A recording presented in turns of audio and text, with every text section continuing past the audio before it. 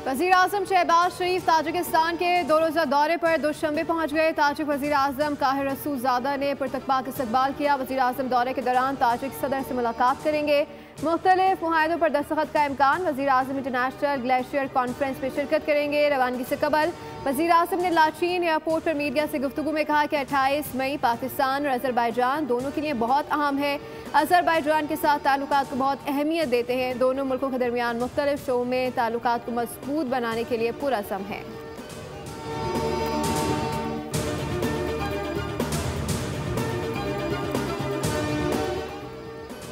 नए माली साल का बजट 10 जून को ही पेश किया जाएगा। कौमी इक़्तिसादी कौंसिल के इजलास की तारीख में रद्द-बदल की जा सकती है। वफाकी सेक्रेटरी खजाना इमदादुल्लाह बौसाल की मीडिया से गैर रस्मी गुफ्तगू। कहा, पाकिस्तान और IMF के दरमियान वर्चुअल मुज़ाकरात आज फिर होंगे।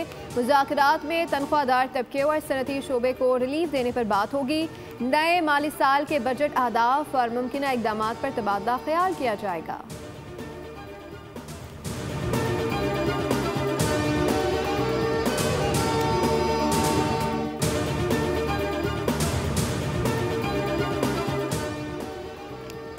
क्या जज आइन से बाहर जाकर फैसले दे सकते हैं? जमहूरियत के लिए ही सही, मगर क्या जज आइन री राइट कर सकते हैं? क्या उम्मीदवारों का अपनी मर्जी से फैसला करना जमहूरियत नहीं?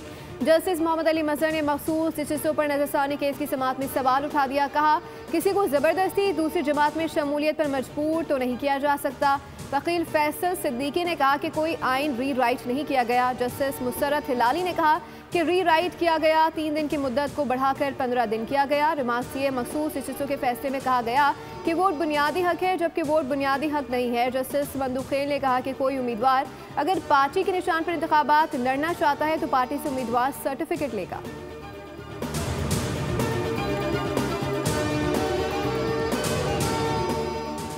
मखसूस नशिस्तें उस जमात का हक हैं जिसको अवाम ने वोट दिया। हमारी जीती हुई सीटों के मुताबिक मखसूस नशिस्तें हमें मिलेंगी। बैरिस्टर गौहर की मीडिया से गुफ्तगू। कहा, तवक्को है कि हमें सुप्रीम कोर्ट से इंसाफ मिलेगा। सलमान अकरम राजा ने कहा, इलेक्शन कमीशन ने अपना आईनी फ़र्ज अदा नहीं किया। इलेक्शन कमीशन ने अवाम को फैसला करने से रोका। 8 जजेस ने PTI के हक में फैसला दिया। 8 फरवरी को जमहूरियत को नुकसान पहुँचाया गया।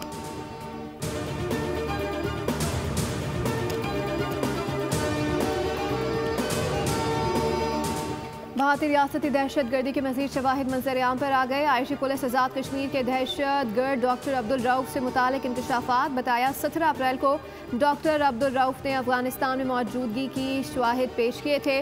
डॉक्टर अब्दुल रऊफ कश्मीरी नौजवानों की जहन साजी करके दहशत गर्दी फैला रहा है। डॉक्टर अब्दुल रऊफ को गाजी शहजाद की मुआवनत हासिल है। अब्दुल रऊफ और गाजी शहजाद मिलकर जहाद के नाम पर दहशत गर्दी फैला रहे हैं। कश्मीरी नौजवान अफगानिस्तान से तरबियत लेकर दहशत गर्दी करते हैं। दहशत गर्दों को भारतीय एजेंसियों की मुआवनत हासिल होती है।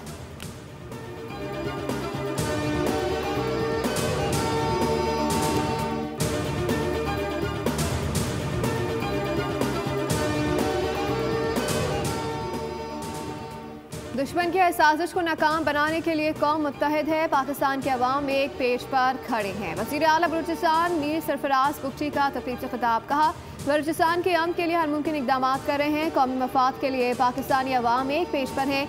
नौजवानों को मुल्क की तरक्की में अपना किरदार अदा करना होगा। नौजवानों की फलाह व बहबूद के लिए पॉलिसी वाज़ेह कर रहे हैं।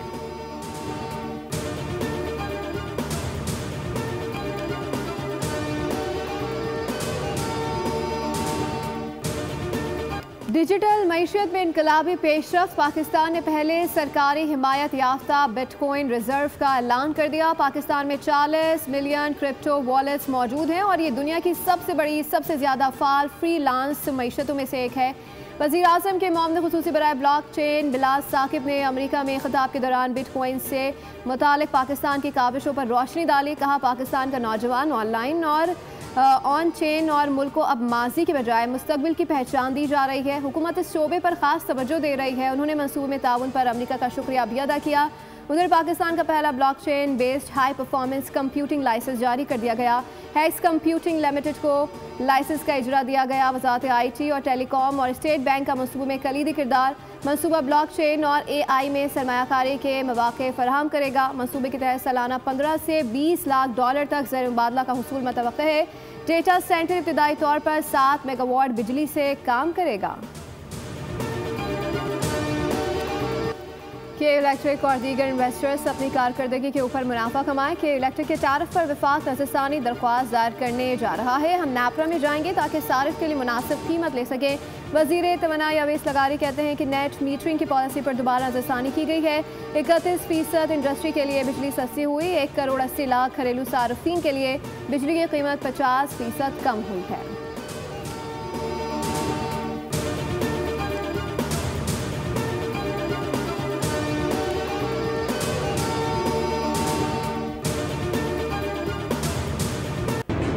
कराची में सूरज का पारा हाई दर्जा हरारत 39 को छू गया। महसूस 44 डिग्री सेंटीग्रेड तक किया गया। गर्मी की शिद्दत कल तक बरकरार रहेगी। बारिश का कोई इम्कान नहीं। महकमा मौसमियात के मुताबिक मुल्क के बेशतर इलाकों में मौसम गर्म और खुश्क है। कश्मीर, गिलगित, बालाई, खैबर पख्तूनख्वा में तेज़ बारिश मुतवक्के। महकमा मौसमियात ने शहरियों को हिदायत की है कि वो गैर ज़रूरी सफ़र से गुरेज करें और मौसम की सूरत हाल पर नज़र रखें।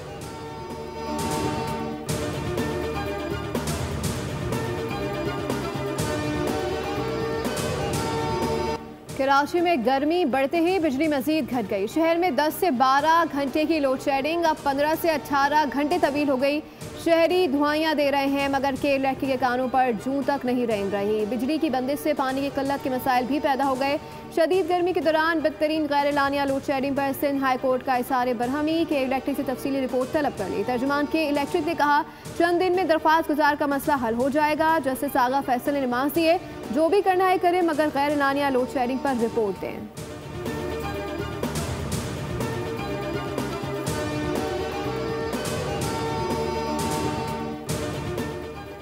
अमीर जमात इस्लामी कराची मोनेम जफर का चेयरमैन नैपरा को खत। कहा कराची दुश्मन नैपरा का फैसला मुस्तरद करते हैं कि इलेक्ट्रिक की नाकामी का बोझ अवाम पर डालना जुल्म है। नुकसानात सार्फिन के बिलों में शामिल करने का फैसला नाकाबिल कबूल है।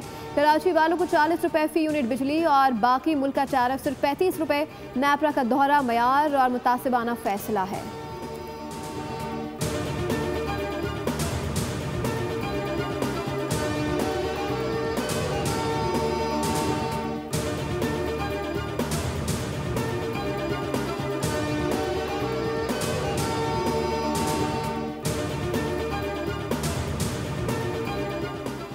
हर चीज़ एग्जीक्यूटिव के हाथ में नहीं थी। तबादले पर जज से रजामंदी भी ली जाती है। जस्टिस मोहम्मद अली मजहर के जजेस ट्रांसफ़र केस में रिमांस के आर्टिकल 175A के तहत नई तकर्री हो सकती है। नई तकर्री और तबादले के मायने अलग अलग हैं। अदालत के सामने आईनी और कानूनी नुक्ते की तशरीह का मामला है। वकील ने मौक़िफ़ इख्तियार किया जज के तबादले से इस हाई कोर्ट की सीट खाली नहीं हो सकती। जज के मुस्तकिल ट्रांसफ़र से आर्टिकल 175A गैर मौसर हो जाएगा। जस्टिस मजहर ने कहा कि ये फर्स्ट इंप्रेशन का केस है। हमें मुस्तकबिल के लिए इस केस का फैसला करना है। अगर 16 जून को केस में समाअत मुकम्मल हुई तो मुशावरा के बाद शॉर्ट ऑर्डर देंगे।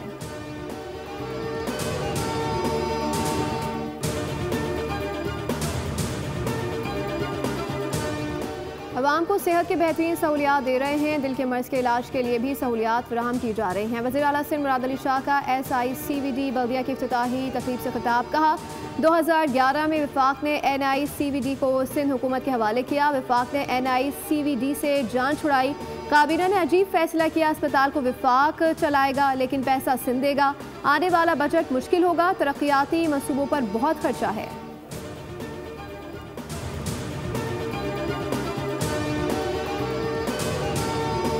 गजा में रात भर शदीद बमबारी। सहाफ़ी समेत मज़ीद 9 फ़लस्तीनी शहीद हो गए। सहाफ़ी मोतज़िज़ मोहम्मद रजब मकामी TV के लिए काम करता था। गुज़िश्ता 24 घंटों के दौरान 54 शहादतें रिपोर्ट हुई। तादाद 54,100 से तजावुज़ कर गई। पाकिस्तान का अक़वाम मुत्तहिदा से गजा में नस्लकुशी रोकने का मुतालबा। पाकिस्तान के मुस्तक़िल मंदूब आसिम इफ्तिखार अहमद कहते हैं कि बस बहुत हो चुका। आलमी बरादरी को मुतनब्बा किया दुनिया मज़ीद एक दिन की बेअमली की मुतहामिल नहीं हो सकती। फ़लस्तीनियों पर मज़ीद कितने मज़ालिम दरकार होंगे ताकि ये कौंसल वो इक़दाम करे जो इखलाकी, कानूनी और अक़वाम मुत्तहिदा के मंशूर के तहत दुरुस्त है।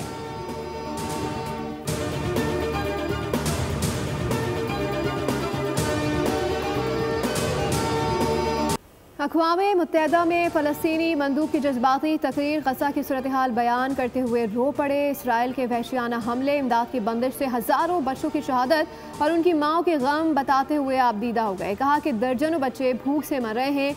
माएँ उनके बेजान जिस्मों को गोद में उठाती हैं। कोई इंसान ये दुख कैसे बर्दाश्त कर सकता है। आग और भूख फ़लस्तीनी बच्चों को निगल रही है। दुनिया का खामोशी के साथ फ़लस्तीनियों को यूं तड़पता देखना ये किसी मौज़िब इंसान के लिए नाकाबिल बर्दाश्त है।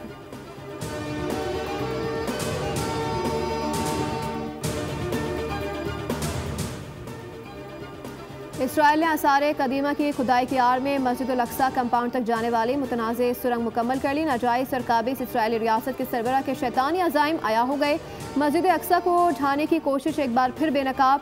नेतन्याहू ने मकबूजा बैतुल मक़दस शहर में ज़ेर ज़मीन सुरंग में खड़े होकर दावा किया कि ये शहर हमेशा इसराइली कंट्रोल में रहेगा।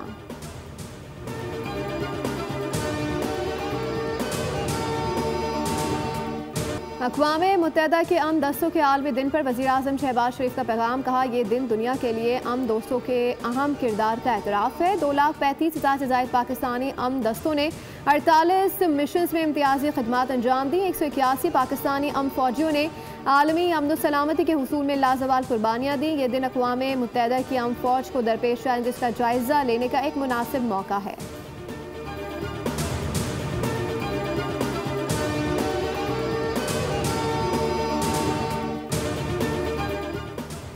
भारतीय सेक्रेटरी खारजा पाकिस्तान के खिलाफ अमरीकी हमदर्दी हासिल करने में नाकाम। अमरीका ने भारत को डांट पिला दी। अमरीकी नायब वज़ीर खारजा क्रिस्टोफर लैंडाउन से भारतीय हमसफ़र पर दो टोक वाज़ेह कर दिया कि मोदी ने दहशतगर्द हमले को बुनियाद बनाकर पाकिस्तान पर हमला किया।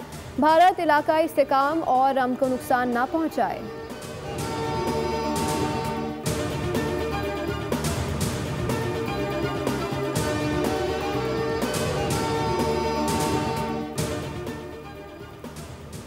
पाक भारत जंगबंदी में अमेरिका का किरदार कलीदी है। जौहरी माहौल में गैर जिम्मेदाराना रवैया तबाकुन असरात का पेश खैमा हो सकता है। पाकिस्तानी सफ़ीर रिजवान सईद शेख कहते हैं, अवामी दबाव के बावजूद पाकिस्तान ने 10 मई को तहम्मुल का मुजाहरा किया। मुस्तक़बिल में भारतीय जारियत का जवाब तहम्मुल से नहीं ताकत से लेना होगा।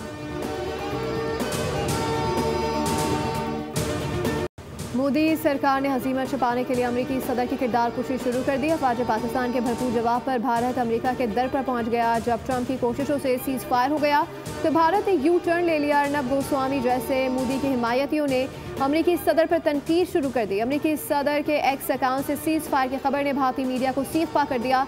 भारतीय मीडिया ने अमरीकी सदर को दहशतगर्द, दोस्त, झूठा असलहा डीलर तक करार दे दिया।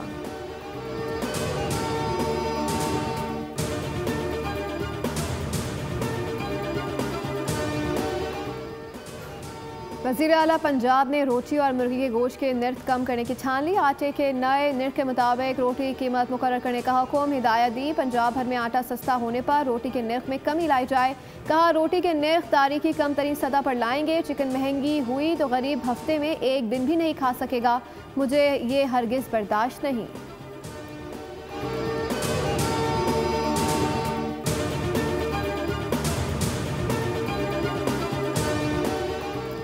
एलॉन मस्क की ट्रंप इंतजामिया से अचानक किनारा कशी। एलॉन मस्क ने सदर ट्रंप को बताए बगैर मुशीर का अहम ओहदा छोड़ दिया। व्हाइट हाउस से एहलकारों ने भी तस्दीक कर दी।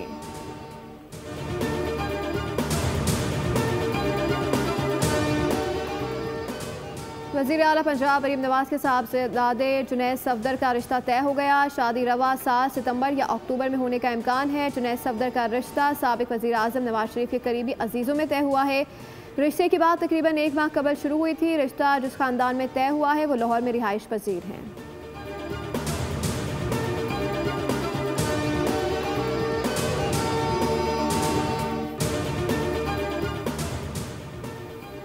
पाकिस्तान ने भारत को खेल के मैदान में एक बार फिर धूल चटा दी। Pakistan ATF south Asian junior tennis championship के फाइनल में पहुंच गया। कोलंबो में जारी 12 साल से कम उम्र खिलाड़ियों के चैंपियनशिप के सेमीफाइनल में पाकिस्तान ने भारत को 2-0 से शिकस्त दी। पाकिस्तान के राशिद अली और शायान आफरीदी ने भारतीय हरीफों को आउट क्लास किया। फाइनल में पाकिस्तान का मुकाबला श्रीलंका से होगा।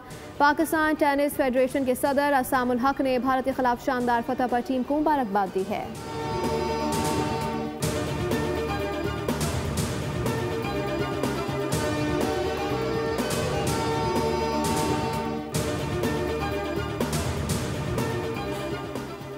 दिल होना चाहिए जवान, उम्र में क्या रखा है। पाकिस्तान का मॉमर वेट लिफ्टर गोल्ड मेडल ले आया। 65 साल मकसूद अमजद राठौर ने Asian master weight lifting championship में धूम मचा दी। दोहा में 96 किलोग्राम कैटेगरी में सोने का तमगा जीत लिया। मकसूद अमजद ने मजमूई तौर पर 125 किलोग्राम वजन उठाया।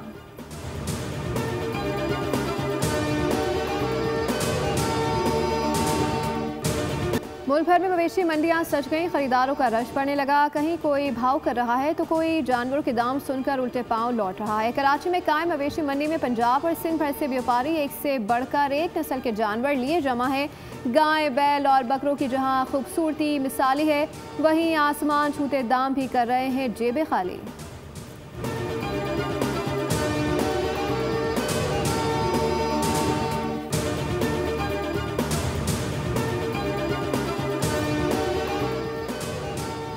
मैक्सिको अमेरिका सरहद पर काउबॉय कल्चर का खूबसूरत मुजाहरा हुआ। मर्द ख़वातीन ने रिवायती काउबॉय स्टाइल अपनाया। इस दौरान रिवायती रक्स के साथ बुल फाइटिंग के मुजाहरे भी देखने को मिले। ये रंगारंग फेस्टिवल 1787 से मनाया जा रहा है।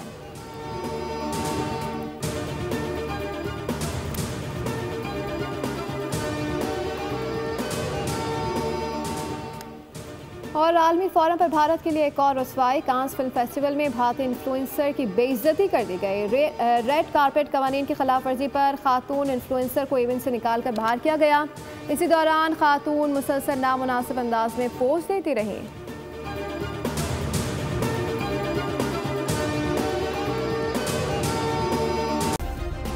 सब्सक्राइब करें और बेल दबाएं ताकि कोई खबर रह न जाए।